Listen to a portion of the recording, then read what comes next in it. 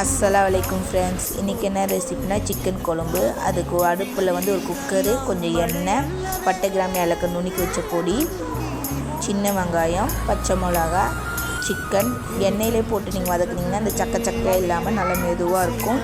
அதோட தேவையான அளவு உப்பு, கறி குழம்பு உப்பில் உருளைக்கிழங்கு போடுங்க. அது உங்களுக்கு பிடிச்சா போடுங்க, பிடிச்சா உங்களுக்கு ஆப்ஷன் தான். அப்புறம் இஞ்சி பூண்டு பேஸ்ட்டு, மஞ்சத்தூள், மிளகாத்தூள், சிக்கன் மசாலா, மல்லித்தூள் இதெல்லாம் போட்டு நல்லா மிக்ஸ் பண்ணிக்கோங்க. மிக்ஸ் பண்ணிவிட்டு 2 பெரிய வெங்காயமாக நறுக்கி மிக்சியில் போட்டு அரைச்சிக்கோங்க. இது போட்டிங்கன்னா குழம்பு கொஞ்சம் கொலன்னு நல்லாயிருக்கும். அது போட்டதுக்கப்புறம் அதே மாதிரி ஒரு 3 தக்காளி எடுத்து அதையும் நல்லா மிக்சியில் போட்டு நல்லா அரைச்சி ஊற்றிக்கோங்க. ஊற்றினதுக்கப்புறம் தேவையான அளவு தண்ணி ஊற்றிக்கோங்க. ஊற்றிட்டு குக்கரை மூடிடுங்க. மூடிட்டு ஒரு 2 விசில் விடுங்க. 2 விசிலுக்கு அப்புறம் திறந்தீங்கன்னா நல்லா கம்மன்னு உங்களுக்கு சிக்கன் குழம்பு ரெடி ஆகிடும். கொத்தமல்லி தழை போட்டு இறக்குனீங்கன்னா சிக்கன்